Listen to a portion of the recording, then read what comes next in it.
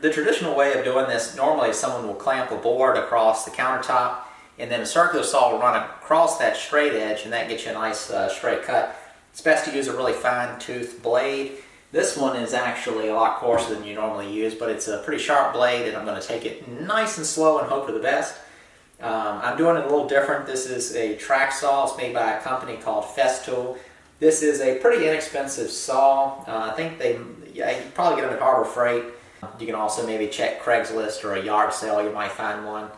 How it works is the saw runs across this aluminum track. So you can imagine that cuts really straight, despite it being cheaper. And I've got some clamps to make sure nothing moves. So I need to cut across the top and then up the backsplash. So I'm going to get everything set up and then we'll get it cut.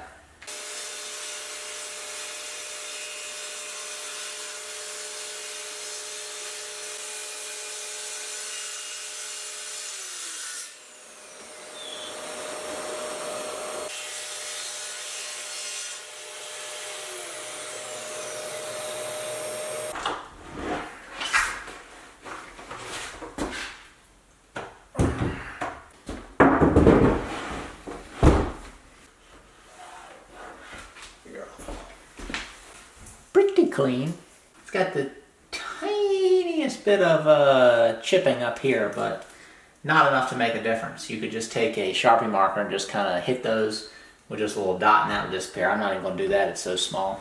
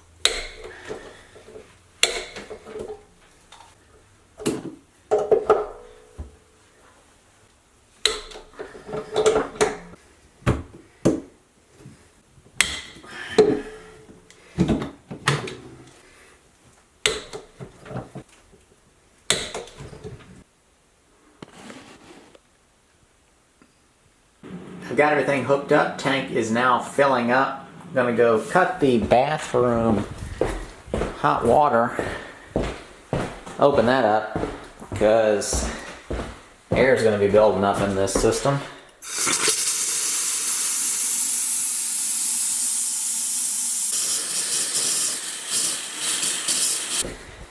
And now we can travel back and see if we have any leaks. And I hope to God we don't. So the expansion tank back there has a little water on it just for me fooling around.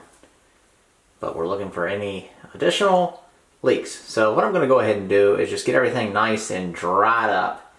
And then I will then look for leaks afterwards. There's the full install. Everything's finished up, just need to get cleaned up.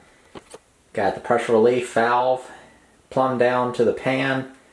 The pan drains through the floor in the back. I'm going to put a little cap on this thing here in case that ever leaked. Just this is a small pan. Could have gotten a bigger pan, but then that would have encroached into this area. And that's right where the washer and dryer stackable unit need to go. Just flipped on the breaker about 30 seconds ago. So she's warming up.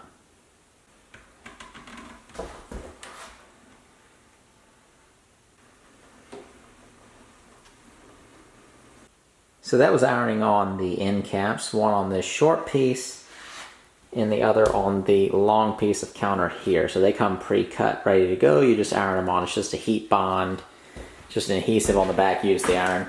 So on the other side, now you can see there is a lip. In the instructions it says to just file that off. You file in this direction towards the counter. I'm just going to wait until tomorrow. I'm just going to bring a little small router and a flush trim bit for doing countertops and just buzz that off at that time.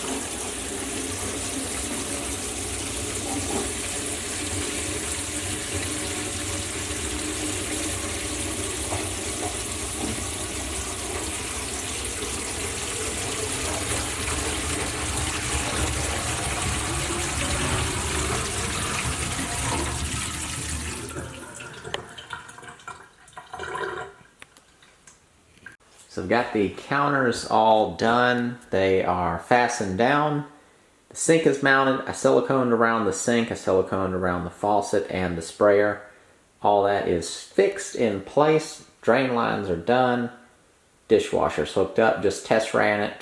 Just kind of put it through its paces. Didn't run a full cycle, but just kind of got it to fill up. Moved it through the different cycles. Let it drain. No issues with the drain under there. Got these countertops mounted, and then today while I was at Lowe's, I bought an oven. This Lowe's oven right now is on sale for $380. This is one that someone bought and returned, so I bought it for $225. Said it had some sort of loose connection which was repaired. So the way they do this at the Lowe's that I'm at, here lately they have been getting all kinds of appliances. They're constantly on clearance. I got the dishwasher the same way. I paid $160 for that. I think it's normally $300. So it's brand new, something that someone returned, but there was nothing wrong with it. The person just bought it and then returned it. This one had some sort of loose connection. They have a appliance repairman comes to the store, fixes everything, and then they put everything on clearance for half off. So here lately I've been getting lucky. Got exactly the stove that I probably would have bought. Hope y'all enjoyed the video. That pretty much wraps things up for today. I missed last week's video. Sorry about that. Had quite a bit going on. Stuff that was more important than any video I'd ever make. But I've got quite a bit done here in this past week. I did miss a lot of time actually working, but I've got a lot done. I've got all of the trim painted. All the interior doors, just need to put the doorknobs on, the counters in, dishwasher. I mean, I am so close to being done, it hurts. But still a lot of small little things to do. I'm actually hoping to be done with the house. Today is Thursday, and is it Wednesday or Thursday? Today's Wednesday. Trash came. So tomorrow's Thursday. I'm hoping to have this house done this week, through the weekend at some point, be done with everything I can do for now. And I still am going to have to install that window when it shows up, but everything else I hope to be done with and move on. I've got to that point where I'm starting to kind of like reflect on all the work that's been done to this house, and I almost can't believe it sometimes. That's not a bragging thing, but like looking back and just seeing what I did, being just one person working on this. Of course, it's been like over a year and a half probably. But where I'm standing right now, this used to not even be, this side of the house almost didn't even exist. All of the floor joists were ripped up. All the floors were obviously gone. The wall with the cabinets wasn't even there. And I was standing right here shoveling out dirt through the windows in 5-gallon buckets. And now I'm standing on flooring, and there's running water here in the kitchen, and lights, and I'm standing beside brand new appliances. It's one of those things where it's just kind of like, golly. But all along, you're so used to it. It's like watching someone grow up. You don't realize like that progression, but when you see someone else's child, you're like, wow, you got big. So this is sort of like my baby is, all of a sudden, the voice is cracking and is becoming a man. But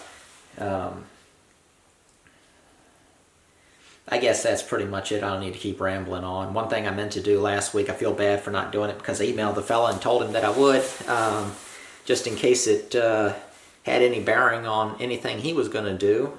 This is a smaller YouTube channel. It's called Migraine Craftsman. Is it The Migraine Craftsman or Migraine Craftsman? The link will be below. I apologize for maybe not getting that right. I can barely remember my own name right now. But he is building houses, and then he sells those houses. But his goal is to build a very affordable house that he can sell for a very affordable price in the new house kind of realm. And also he's trying to keep all of the materials where he buys them kind of local places, and of course local labor. And he does a mixture of doing certain things himself, hiring other work out, and then sometimes he's working and he hires, I think, laborers to kind of help him for the day. It's pretty neat. His videos are different than mine. They're not, I don't think there's a lot of music going on. He's not showing him doing the work so much. It's a progress updates is really what it is. So he walks around, he shows what he did and sort of those steps or whatever that video covers. And at the end of the video, this is what I think a lot of people will be interested in, is he shows a dry erase board with a breakdown of the price for labor, for materials, and whatever else there is. And he also discusses kind of upcoming steps.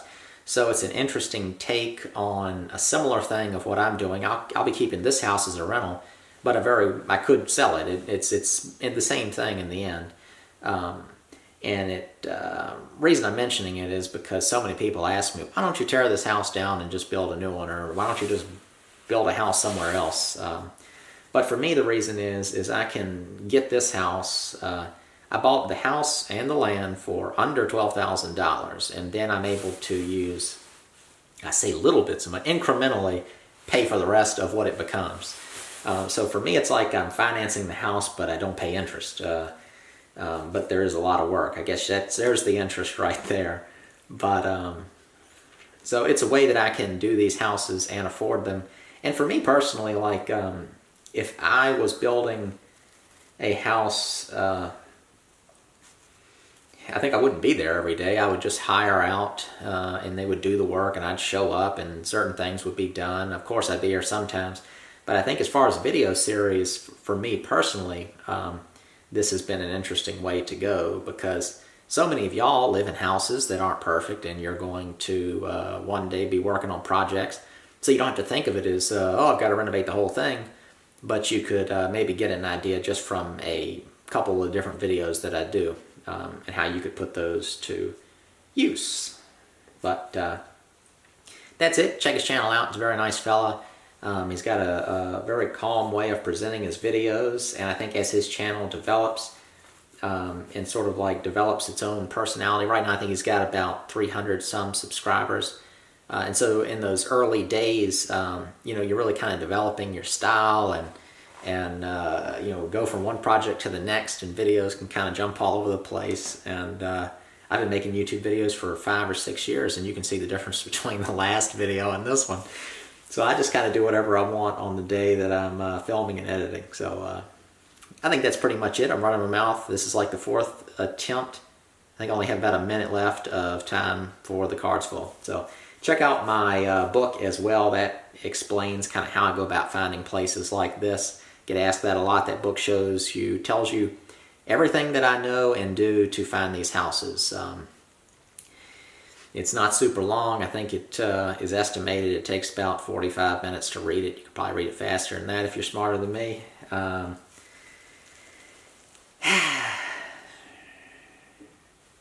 Thank you for watching.